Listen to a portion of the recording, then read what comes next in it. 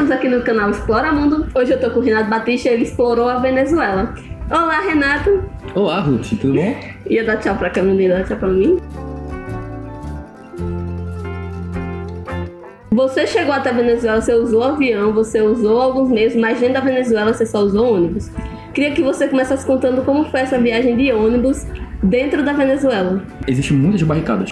É assim, eu vou falar um número solto que eu acho que é muito próximo do que eu visualizei quando eu estava lá durante um mês que eu passei na Venezuela, que a cada 50, 60 quilômetros tinha uma barricada policial. E segundo os moradores que eu tanto conversei durante o período que eu estava lá, parecia bastante que era porque eles queriam extorquir as pessoas. E por quê? Porque eles ganham um baixíssimo salário, o salário lá não dá pra praticamente nada, e seria uma maneira deles ter algum lucro diferenciado. E eu sentia isso, porque como eu era brasileiro, eu era o único estrangeiro dentro dos ônibus que eu peguei vários ônibus. Eu fui de Santa Helena até Maracaibo e voltei tudo, isso dá cerca de 4.000 quilômetros nas estradas venezuelanas. Sempre pediam para eu descer do ônibus, eles sempre queriam me fazer perguntas, observavam minha bolsa, jogavam tudo em cima de uma mesa, analisavam, abriam sacolas, explorando para ver se eu achava alguma coisa legal ou até mesmo dinheiro. E alguma vez eles acharam? Nada ilegal, mas assim, eu passei por uma complicação em certo momento porque a pessoa que me recebeu em Caracas, ela, era meu fitness e tal, ela tinha uns comprimidos de coisa nutricional, de coisa alimentar, complemento alimentar. E como eu tava fazendo mochilão, eu não comia bem, e lá eu passei uma pequena fome. E você emagrece durante o mochilão, ele me deu alguns comprimidos, sei lá, 8, 9, sabe? E eu botei na sacolinha e viajei. E como não era nada assim, não tinha nada mostrando o que era, podia parecer que era alguma droga. E teve um momento que eu tava saindo de Maracaibo, voltando pra Caracas, e um policial, ele pediu pra abrir a bolsa. Eu sabia que o comprimento tava dentro, eu sabia que poderia me dar problema, mas só que ele não achou. E se ele tivesse achado, isso poderia me dar uma dor de cabeça muito grande. Inclusive, esse mesmo policial foi um policial que me roubou. Como assim?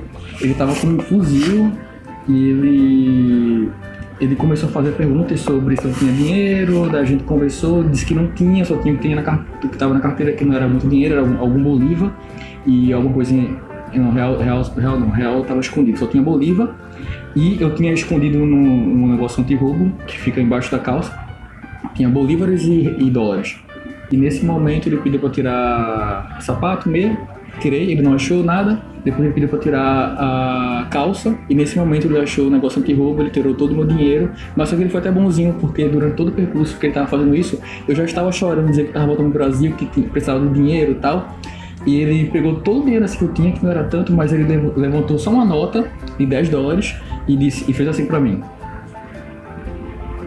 Daí eu olhei assim, que isso? Daí eu peguei assim a nota, porque dólar é tudo igual, né? De 1 a 100 é tudo muito parecido. Peguei pra ver de perto e fiz, é sua. Daí ele disse, pode voltar pro ônibus. Eu tive que me vestir rapidamente, tive que catar minhas coisas, botar numa bolsa e subir no ônibus. Uma completa humilhação, mas eu entendo completamente o que ele passa, que realmente é uma vida muito complicada. Aí falando nisso, o dinheiro lá tá tendo uma super inflação, então as notas como que eram? Você tem que andar com quantas notas? Como funcionava isso? 1.500.000% ao ano, essa é a inflação do ano passado na Venezuela. Maduro ele cortou 6 zeros 2 meses antes de eu ir. Eu fui entre dezembro e fevereiro dezembro do ano passado, fevereiro desse ano. E apesar dos cortes, as notas são assim desumanas. A maior nota é de 500 e você não consegue observar no mercado essa nota. Facilmente você encontra 100, 50, mas de 500 não encontra. E todos os produtos, assim, um produto baratinho na Venezuela, ele custa baratinho mesmo, 3.000. E um caro pode custar até 50.000. E você tá lá com notas de 100 para chegar em 50.000. E eu andava com notas aqui, no negócio anti-roubo dentro, e somando todas, eu andava com 200, 250 notas de uma vez. E teve algum momento que você precisou pagar alguma coisa, pra contar foi muito complicado? Diversas vezes, mas assim, a minha primeira experiência com o dinheiro venezuelano mesmo não foi na fronteira, que a fronteira, ironicamente, ele utiliza real, porque é uma nota mais válida no mercado, eles não vivem com o bolívar, apesar de ser na Venezuela. Mas quando eu fui pra Caracas, eu tive que pegar um táxi saindo da rodoviária até a casa o apartamento que eu fiquei, e eu tive que pagar 10 mil bolívares de uma vez. E eu acho que eu passei 5 minutos, ou quase isso, contabilizando as notas. E quando eu entreguei pro taxista, ele foi contar, ele contou, eu acho que em 1 minuto. Eles têm um preparo muito grande pra contar. Parece uma máquina contando dinheiro. E eu contava tudo, tá, e errava e voltava. Porque não é difícil contar 10 mil a partir de 100.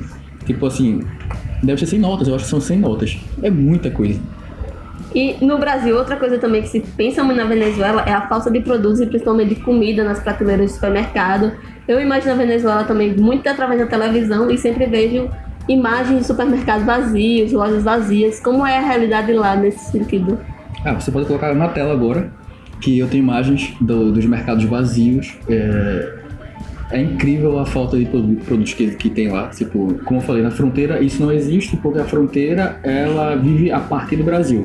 Quando eu saí foi um pouquinho antes do fechamento da fronteira, que aconteceu recentemente, que já foi reaberta mais uma vez. Mas em Caracas, Maracaibo, em todos os outros lugares que eu passei, mercados são completamente vazios, existem pouquíssimos produtos nas prateleiras, e não só o mercado, mas farmácia, por exemplo. Você entra em farmácias que não tem medicamentos, mas vende Coca-Cola, porque lá produz essa bebida, e os camelôs na rua vendem medicamentos, sabe? E é muito difícil você encontrar certas coisas, tipo, encontrar chocolate é muito difícil, claro que é besteira, mas tipo, encontrar tipo macarrão também é muito difícil. E quando você encontra, tem bairros que são mais ricos do que outros. Os bairros mais ricos têm produtos. Quando você encontra, são preços exorbitantes. É muito comum no mercado as prateleiras não terem preço. Você pega os produtos, bota num carrinho, vai pagar, e quando paga, você acha que vai dar, sei lá, 50 mil bolívares, e na hora do pagamento deu 500 mil bolívares. E você chegou com um carrinho com 50 produtos e sai de lá com 3 produtos na sacola. Eu vi isso acontecer, e minha primeira experiência em Caracas no mercado, eu peguei várias coisas, achei que ia pagar barato, e eu saí de lá tipo com 3, 4 produtos. E muito triste, sabendo, eu acho que eu vou passar fome aqui. Caramba. Mas além desses produtos também, você tem uma história que tem um produto específico que estava em pauta por lá. Uhum. E você sabe qual é o produto que eu tô falando. Uhum. Queria que você contasse uma história pro pessoal, o que foi que aconteceu. E existe a grande... Não só minha, né? Se fala muito na mídia sobre papel higiênico na Venezuela. Isso é algo muito comum. E é verdade. Lá, não vou dizer que há uma falta de papel higiênico. Existe papel higiênico, só que é caro é muito caro. É muito caro e, tipo... Vimos um pouco de... Na hora de falar uma palavra.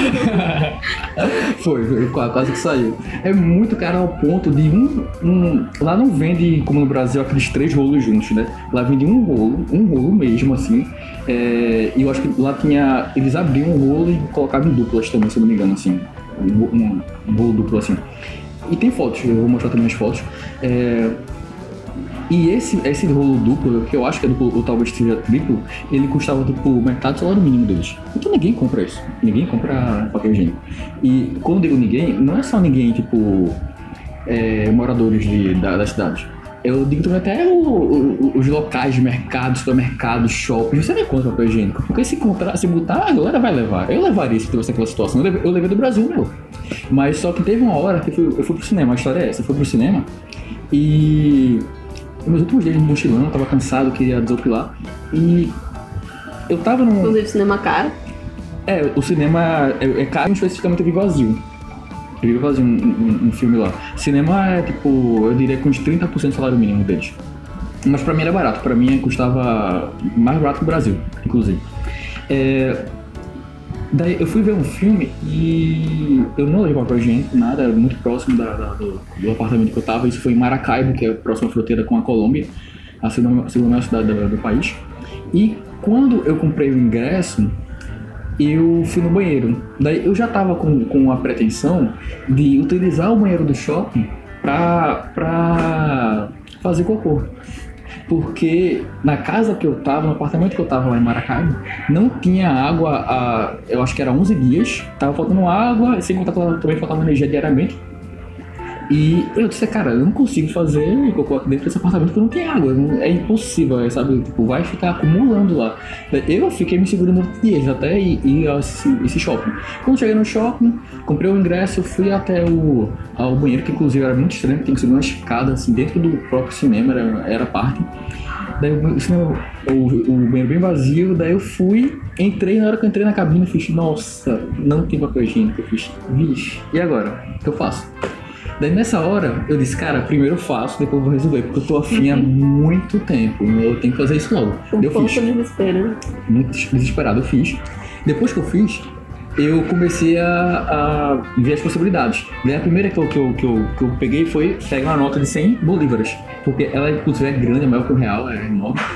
E eu tinha vários que não valiam nada, tipo assim, valia 0,0007 centavos na minha época. Hoje vale menos que isso, bota mais 10 zeros nessa conta.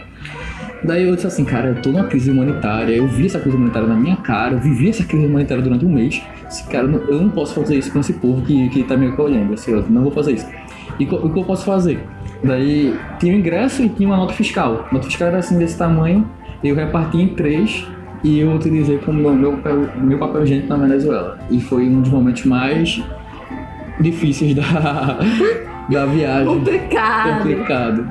E falando nisso, você falou da carência social também, do dinheiro das pessoas passando por problemas. E na Venezuela, atualmente, ricos tecnicamente não são ricos. Você viu bairros super chiques de pessoas passando fome e algo assim. Basicamente, uma pessoa que era pobre, aqui no Brasil eu diria que, tipo, pobre, tipo, abaixo, 2 salários mínimos, mais ou menos isso. Lá ficou completamente miserável. Ou fugiu do país, e é difícil fugir do país porque o país, tipo assim, caraca, no meio do país assim, é difícil você ir para os lados, Colômbia ou Brasil, ou ir para Curaçao, Aruba.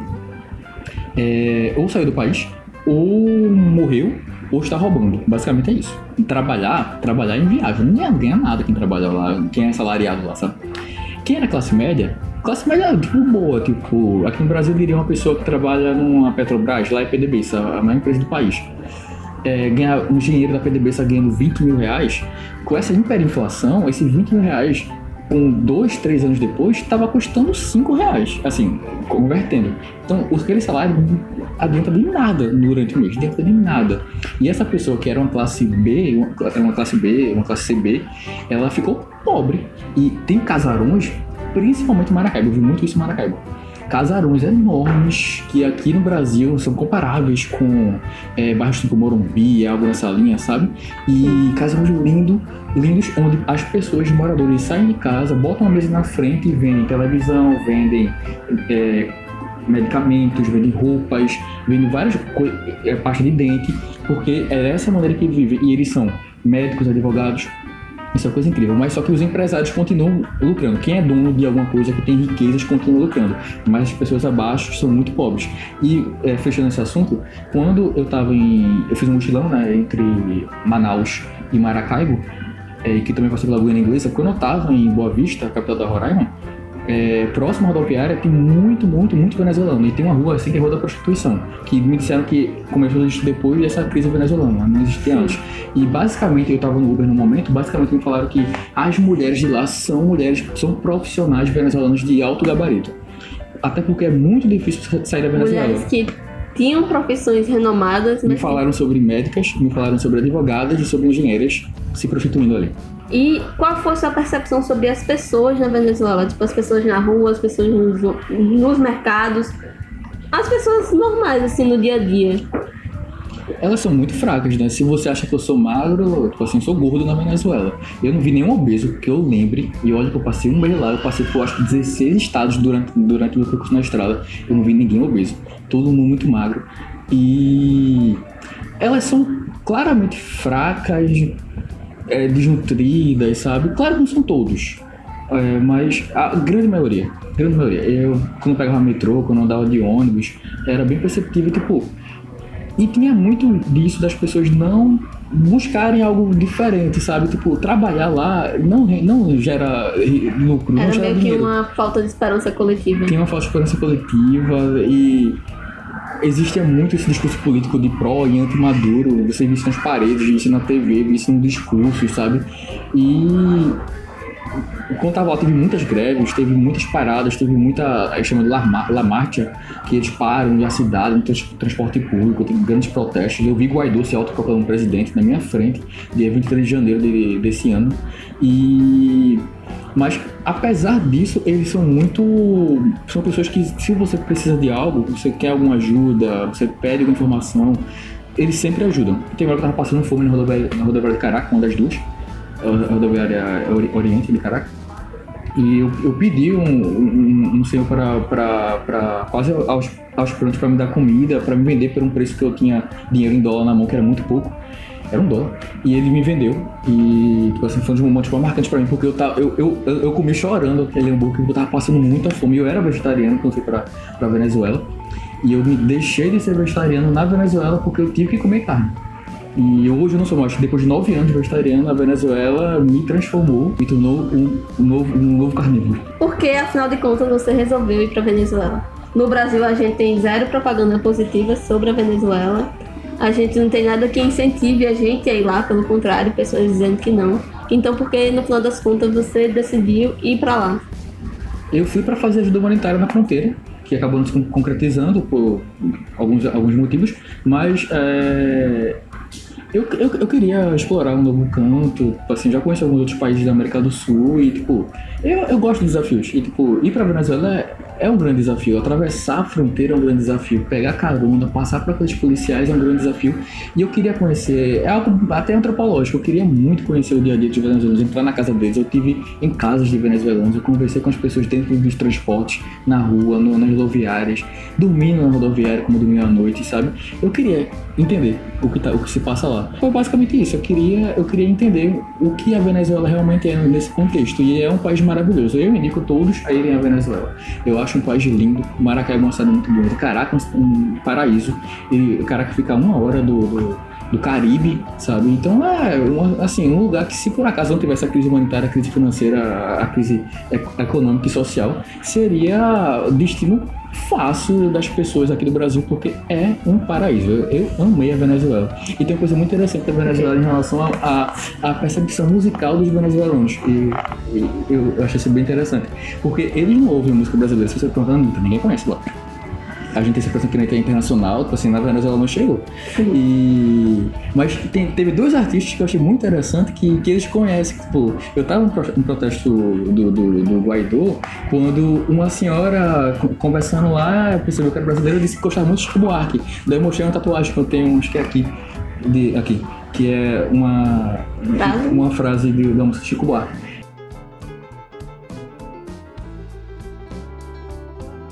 E a gente conversou durante um tempo e ela gostava muito de MPB.